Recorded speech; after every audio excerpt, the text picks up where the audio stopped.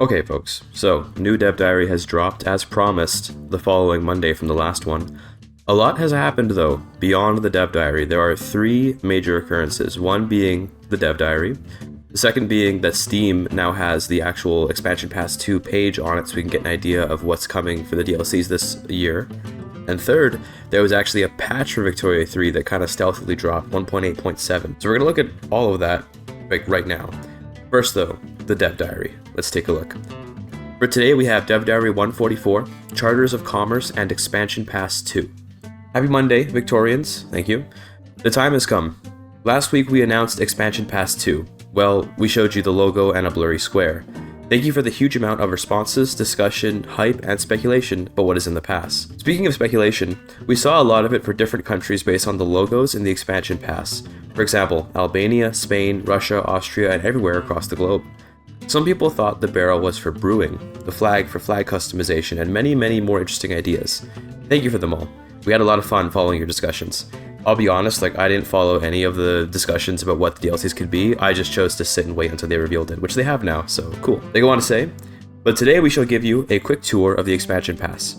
First of all, a proper visit to our first upcoming release and the barrel in the Expansion Pass 2 logo. Ladies and gentlemen, we are proud to announce Charters of Commerce. And they've got this announcement trailer here. I won't watch the announcement trailer on this video, but of course, feel free to go and watch it yourself. I'll watch it real quick right now. Alright, so I just finished watching it, and I won't lie, I love the aesthetic of the trailer. Obviously, we don't exactly have a strong sense of what's coming with the DLC based on that trailer, but I assume the dev diary will fix that. But that was a beautiful trailer, like the vibe of moving the little crate across such a long distance, and then at the end of the reveal of the premium Assam Pico tea. I like that a lot. I'm really looking forward to what they have planned here, because this DLC, we don't know very much about it yet, but I always get excited whenever there's things that focus on the economy of things, because that's kind of the best part of Victoria 3 in my opinion. Anyway, the next paragraph says, welcome to Charters of Commerce, a mechanics pack focused on building trade, companies, and negotiating treaties with other nations. Right away, the term mechanics pack gets me excited, because I'm not sure if they mean the opposite of a flavor pack, where flavor is a waste of your time, and mechanics pack are actually good. But we'll see what they mean by that. I'm sorry for the shade of flavor packs. I had to do it. Anyway, control world trade through market domination, expand companies to new horizons, and strong-arm countries into unequal treaties. Use the power of commerce to bend other nations to your will, peacefully or by force. Create monopolies to secure critical industries, keeping foreign investors in check. Ultimately, prove your mettle and produce unique prestige goods to make your brands known worldwide. So, there's a lot being addressed here immediately that has often been talked about theoretically by the Victoria 3 community. The immediate one that gets my attention is prestige goods, which I'm going to assume is higher quality goods or something like that. There's been a lot of discussion in the past about how exactly you could even introduce quality as a fellow tracker of a good compared to quantity. Because right now, the way that trade works is that if you make more of something, you have a trade advantage. Not in the sense of what this new patch intends to give with trade advantage as an actual number, but in the sense that you can trade more goods in current patch Victoria 3 if you just make more. Quality has no part of the game. So we'll see what they do with prestige goods. I'm very excited to see. I do like the idea of monopolies, secure industries, keeping foreign investors in check. It sounds like this is going to be a combination of diplomacy and economy, because obviously the two will always be tied together. But I'm looking forward to, again, I mentioned in the last Dev Diary video, I'm looking forward to the introduction of antagonism by means other than war. So now, very important, we ask the question, what's included in Charters of Commerce? Company charters grant special charters to companies, giving them a range of special privileges. Trade charters lets companies trade their goods on the world market. Investment charters allows establishment of regional headquarters that exploit the target's coffers. Colony charters makes it possible for a company to run a colonial region on their own, turning them into a country in the process. Industry charters grants companies the abilities to expand into producing other goods. Okay, this is sounding really good. I'm getting very excited, but I'm going to temper my excitement a little bit. I'm especially attracted to colony charters, not because I think it's going to be the best thing to do, but because, again, this is really important to me. We're getting a little bit of variety in terms of how you can play. So with a colony charter, I could totally imagine an opium company running a country, and that sounds really, really cool just from the roleplay perspective. I could also imagine like a textile company or something. The question is, can one company only have one of these charters, or can every company that you make get charters? In which case, you're going to be rushing for laissez-faire and rushing for all those company techs as soon as possible, so you can do some cool stuff with this. The trade charter that lets companies trade their goods on the world market is a little bit concerning for me, actually, because I don't know what they mean by that. Isn't it already the case that any good can go to the world market? Is it going to be the case that goods produced by companies are going to have like a special marker on them where they won't be able to go to the world market? We'll see what that really means. Regardless, monopolies boost the efficiency of selected buildings and grant your companies an exclusive right to certain industries, ensuring their dominance. So what I'm hoping for from monopolies is the ability to transfer privately owned businesses to companies. We've often complained about that in Victoria 3 so far, is that you make a company, but you already have, let's say, like an opium company, and you already have 100 privately owned buildings of opium, and you want those to go to the company, but too bad. You'll have to nationalize those and then resell them to the company. Obviously, that really, really sucks. We don't want to have to do that, especially because on laissez-faire, which is the most company-oriented playthrough, you can't nationalize. So I'm hoping that monopolies implies that we'll be able to give privately owned businesses to companies, but I'm not sure if it's going to mean that. It just says it boosts the efficiency of selected buildings, and it says that you get an exclusive right to certain industries. Doesn't necessarily mean that it will transfer already existing ones to the company.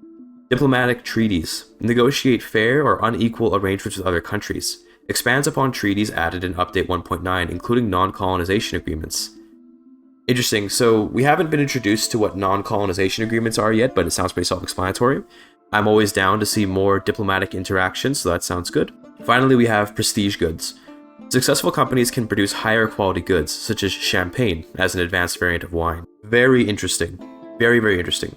So the way they're going to handle prestige goods, the question that we asked about earlier, is to make a new good, which will presumably just act as a substitute good for the other one that has more value. I would assume something like that.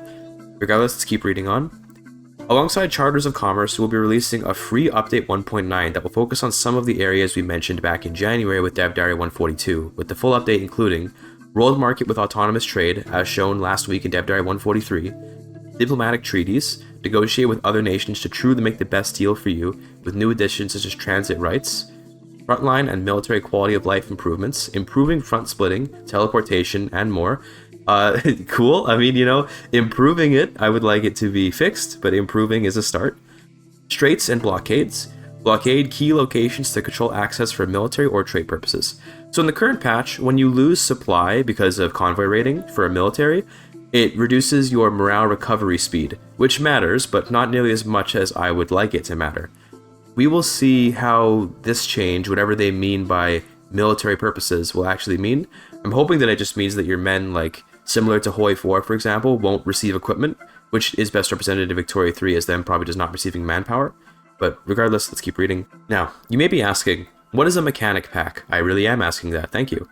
It is a pack aimed to provide mechanical immersion at a lower price than an expansion pack due to lower focus on the narrative content. This allows us to provide a deeper mechanical immersion, while extra flavor will be included in an additional immersion pack within the same expansion pass too. Okay, I like this idea a lot, because mechanical immersion is something we have really, really needed in Victoria 3 for a long time. The mechanics of Victoria 3, while complex at first, are very quickly learned and then mastered. There's always a conundrum in a strategy game, which is how do you prevent mastery from making the game boring? In a game which is highly complex, if there is one solution to all problems, it is no longer complex once you learn the solution, right? Currently in Victoria 3, like laissez-faire, companies, and all of these sort of just correct answers to most problems make the game very boring.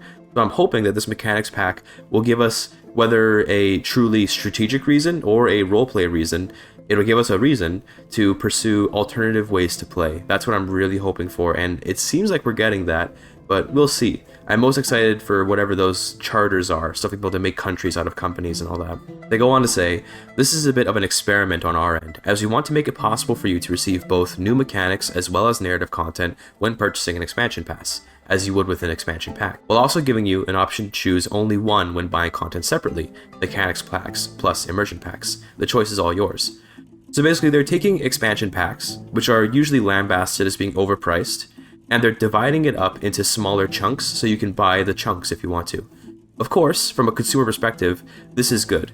It seems like we are getting a similar level of content because previous passes have been focused on an expansion pack, an immersion pack, and then a couple of throwaway aesthetic packs. Not that I don't care about the aesthetics, but that they're ultimately not very hype.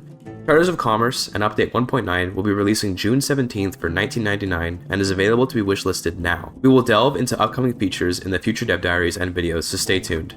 Then we hit the next section. It says Expansion Pass 2. There's a big, advertising picture or something, and it says, "And so we bid you greetings to the second expansion pass for Victoria 3, adding more to the game through a range of new content for trade, diplomacy, nations, and much more.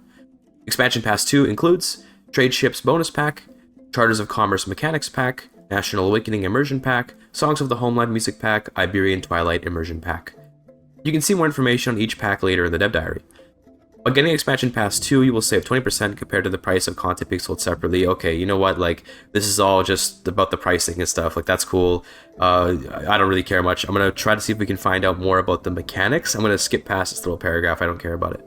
Here's the Trade Ships Bonus Pack. For those of you who would like to delve into Expansion Pass 2 right away, you prepared an instant unlock. Trade Ships Bonus Pack. This art pack will become instantly available in the game for all who purchase the expansion pass, providing 3 new trade ship appearances to ply the trade lanes of the world map. As we want to make these ships feel truly unique, the sail colors update to which country you are playing based on their flag, and appear based on cultural heritage. For example, a Marmara would appear as a trade ship for Turkish, Greek, or Mystery primary culture. You can also have these appear in other ways. Example, if you are a subject of someone who has them, if your power block leader has them, or you are importing clippers from a nation with them. We see a picture of a Qing junk in a dapper yellow. Wow, okay. So, I do care about aesthetics. I do care about stuff like this. I just don't care about it very much. It's good that it's there. You're never going to see me complain about it. In terms of pricing, it's just given to you when you buy the expansion pass, so cool, I guess. But yeah, these look like some cool ships. We see the Marmara from the Ottoman Empire. We see the Dao clad in midnight sails. I don't even know what nation that ship would be from, but it looks pretty cool. The next DLC they look at is National Awakening. Our next immersion pack, releasing in Q3 of 2025, is National Awakening, focusing on the century of national struggles in Central Europe and the Balkans. Will Austria survive its internal political and national struggles, and how will they all fare with the swell of national identities? There's a list of selected key features, which is Austrian internal content. Will Clemens von Metternich keep the crumbling empire together, or will nationalist forces break it apart? Is there a future for all the different ethnicities under Habsburg's absolute rule, or maybe it's time for a more federationist state? Hungarian flavor. Determine the place of the proud Hungarian nation within or without the empire. Powder keg of Europe. Engage with intricate narrative content surrounding the emerging Balkan states, struggling for independence and power. New southern states. Form Yugoslavia or Illyria, carving out their borders and national outline as you please. Historic characters. Join a whole cast of larger-than-life figures who helped shape the outline of Austria and the Balkans. New 2D art, including new map and UI skins, as well as event images. Okay. Notice there that I said including new map and UI skins. It says only skin. So there's a grammar issue there, which I corrected in my own head. It should be including new map and a UI skin, assuming that it is one. The UI skins are honestly pretty cool. I usually like to use them, so that's cool. For the next DLC, we have Songs of the Homeland, which is in Q4 of 2025. Immerse yourself in a music pack dedicated to the rise of national identities, modernism, and a truly grand tomorrow. Selected key features. Embrace the power of the nation. Immerse yourself in sounds of national pride and fervor. Modern trends. Experience the innovation of emerging modernist music. Ambition wins all. Lose yourself in the global soundscape of a truly global empire. Okay, so basically, it's music. They're giving these cool little features, but it's just music. From what they say here, it almost sounds like the longer the game goes on, the more the music might evolve to reflect modernist music. I get the feeling that is not actually the case, because they would probably say that. Instead, I think it's probably going to just be like, here's a couple of tracks, they'll play randomly, okay, enjoy. Which again, nothing wrong with that, it's fine. Finally, we have Iberian Twilight, which is another immersion pack. And so we come to our last part of Expansion Pass 2, also releasing in the Q4 of 2025. Iberian Twilight lets you ponder at the once mighty powers of the Iberian Peninsula, grappling with the clashing ideals of reform or reaction. Can you restore these sleeping giants to their old glory, or shall they fade away into the darkening night? Selected key features. Spain, the Carlist Wars. Side with the liberals or counter their aspirations through dedicated narrative content. Return of a global empire. Rebuild your once powerful world-spanning empire and face both new and old adversaries as you progress on the path to greatness. The future calls. Modernize your country and institutions, freeing the nation of the shackles of the past. Portugal. Define who you are. Recover from the War of the Two Brothers and define the vision for the future of your nation. The ultimate trade powerhouse. Reaffirm your position as the world-leading trade partner spanning a commercial empire. American ambitions. Navigate the diplomatic relations with Brazil, defining your position as a former suzerain of the region. Other. One Iberia. Unite the peninsula under your rule. New art, including buildings, unit models, and more. So, to give you a brief rundown of how I feel about flavor in Victoria 3, I tend to see it as perhaps the least important thing in the game. And that's because right now the current mechanics in the game are so lackluster that flavor feels like a slap in the face. I'm looking at you, Pivot of Empire. Pivot of Empire had flavor, and it was really bad flavor, and flavor isn't important, which made it one of the worst DLCs of Victoria 3 we've seen yet. I'm hoping that if they're making these immersion packs, the introduction of more mechanics packs might help to balance out the bad taste in my mouth whenever I see flavor, because flavor just feels so, like, dumb. Why are we doing flavor when the game itself is barely even, like, interesting to play? I say that. It is interesting to play. I'm not trying to be too negative. I mean that the game needs so much mechanical touch-up. It needs a lot of work. And then we focus on things like, flavor. So bonus prestige for doing this and that. The problem really comes down to the fact that the bonuses for completing most flavor in the game is, like, really bad. It'll be things like plus 25% prestige for 9 years. It'll be things like plus 10% throughput on some industries for 10 years. And it's like, bro, can we please get something that's a little more interesting than prestige and a temporary throughput bonus? Like, I want impactful modifiers. Regardless, that's sort of a rant for a different video about flavor in general. I am excited to see flavor. I mean, we'll see if they do a good job. If they do a good job, that's nice. If they don't, then that sucks. I am happy to see that Charters of Commerce, which is the mechanics pack, is coming first. That's really good because it'll help revitalize the game a lot, I think, to get this strong mechanical introduction right away. Next they say, what's next? That's funny. With that, we finished the overview of Charters of Commerce and the new expansion pass. The infographic below shows you when each part of the pass will land, with more information about each piece of upcoming content receiving their own dedicated dev diaries. Before we send you off, last week we announced new bundles coming to Victoria 3, the Starter Edition and Ultimate Bundle for new and seasoned players of Victoria 3. These will replace the previous Grand Edition and old Expansion Pass bundles and provide the best way to start or complete your collection. We joined Martin with the Trade Rework Dev Diary last week. Next time we see you in a Dev Diary, it will be mid-April with Lino and information on frontline improvements coming in free update 1.9. A happy Thursday when we see you next. Okay, so no new diaries for about maybe 2 weeks or so. They said mid-April. Well, how do I feel about this one? There's not a lot to say about this one because it's just an announcement about upcoming DLCs, but there's a lot of speculation to be made about Charters of Commerce. I think it is a very good idea to split the expansion pack into mechanics and immersion packs. What do I think it's going to actually mean though? It's going to mean that you're going to have the mechanics pack receiving good reviews, assuming it is a okay or good DLC, and the immersion pack will receive really bad reviews. I want you to consider what would have happened if Spheres of Influence was cut in half, and the Great Game, which is basically the flavor pack section of that DLC, were its own DLC. The Great Game was so horribly bad that I think it would get like EU4 Leviathan level reviews. It was so horribly bad. And then Spheres of Influence, like the spheres part, all the power block stuff, was pretty good. So people would have given that a really high review. I'm hoping that will not happen here. I don't want it to be the case that we just have like now the good DLC and the bad DLC, because then why are we making the bad DLC, right? But I am hoping that it means that the mechanics packs can get even more love, and it also means that people can get a better idea of what they're buying. I think some people presumed that like the Great Game would not be part of the Sphere of Influence DLC, even though it ended up being so. So better communication is always preferable. But yeah, it's hard to say where this will go. We're going to need more information about how exactly these charters work for the companies, but I like the idea. I mentioned it in the last video as well, the last Dev Diary video, that concepts are great, and it's important to have a good concept, but a concept doesn't mean anything in the face of actual implementation. I don't know how this will be implemented. I don't know what it will look like. It's very important that we find out what it looks like so we can get an idea of how to rate it, and get an idea of how to judge it. Right now, the ideas look very sound. One place where we can obtain a little bit more information is on the Steam page, because although nothing is out yet, there is actually a little bit more information to be shown on the store page for most of the DLCs. Let's take a look at that real quick. Starting off, we're going to look at Charters of Commerce because it's the most soon to come DLC, and we see that it mentions basically the same stuff that was in the dev diary. So that's kind of a wash. Sorry about that. I was hoping there'd be more there, but yeah, nothing new to go over there.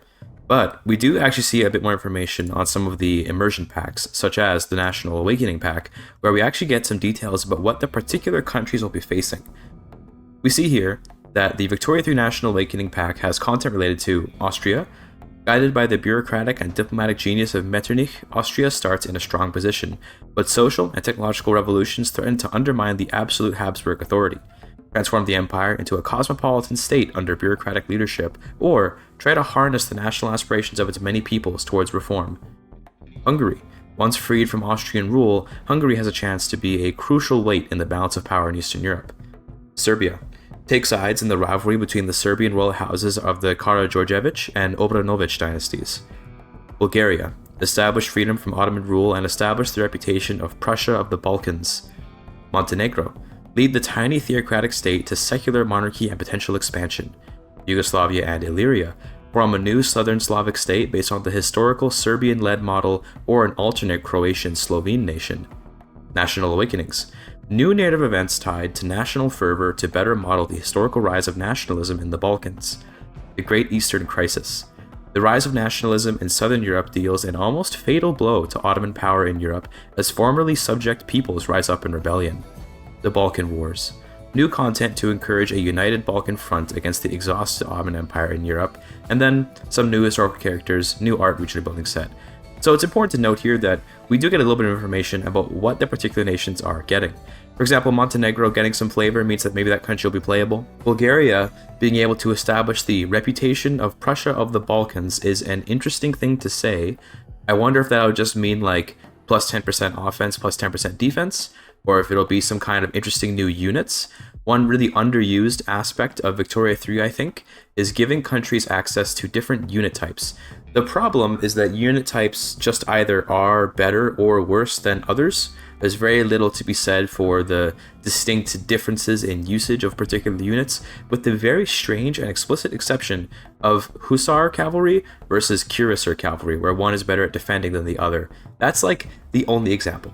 Trench infantry has more defense and the same offense as skirmish infantry, and then the next infantry after that has more offense and more defense. There's no difference between any of them in any meaningful way anyway. So maybe, I'm hoping, fingers crossed, we can see some kind of maybe like higher kill rate unit. Kill rate doesn't really matter very much, but maybe a higher morale damage unit that has a little bit less offense. I don't know what it'll be. In the case of Serbia, we can take sides between the different royal houses. I imagine that'll just be a journal entry, just like the French journal entries that are about who gets to rule the country, so I don't think there's much going to come of that. National awakenings is interesting. Narrative events that are tied to national fervor that model the historical rise of nationalism.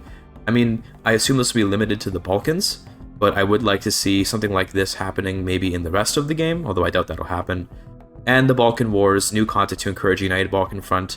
Unless the military systems are changed, having a united Balkan front, I mean, what's it going to be, like some war goal to conquer Eastern Thrace for Bulgaria or something? Like, it's going to depend really heavily on how that works. Right now, an example of a scripted war that happens in Victoria 3 is the Sepoy Revolution in India.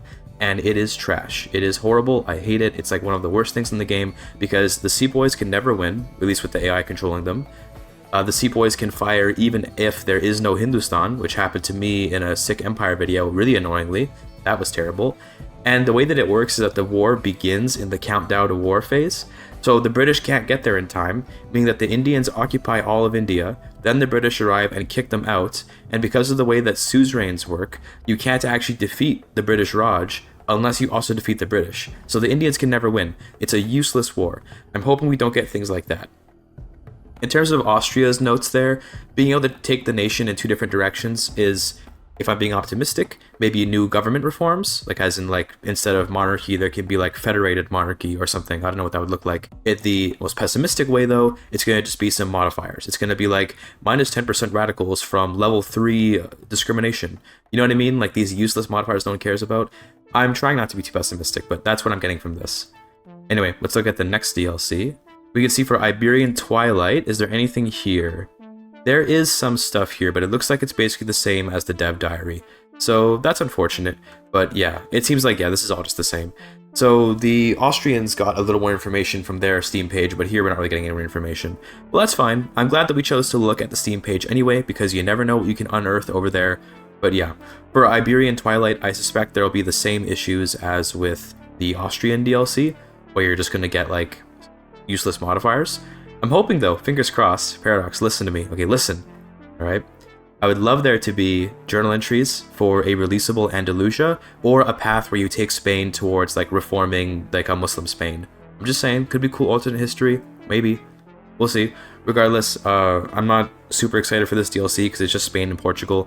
Unless they do a really good job of giving them good flavor, I suspect it could end up like Colossus of the South, where it's not, like, a bad thing. They don't introduce bad stuff to the game, but they might end up just making a relatively milquetoast, no one cares type DLC. I'm more excited for the Balkan one, because they're getting a little more ambitious with that one. That being said, we won't know until we actually see more details in future dev diaries, which are not coming till mid-April. Regardless, I don't have much more to say, because this is just an announcement of DLCs, basically, so I'm going to end it here. I appreciate you listening. Let me know what you think in the comments, and I'll see you next time. Thank you for your time.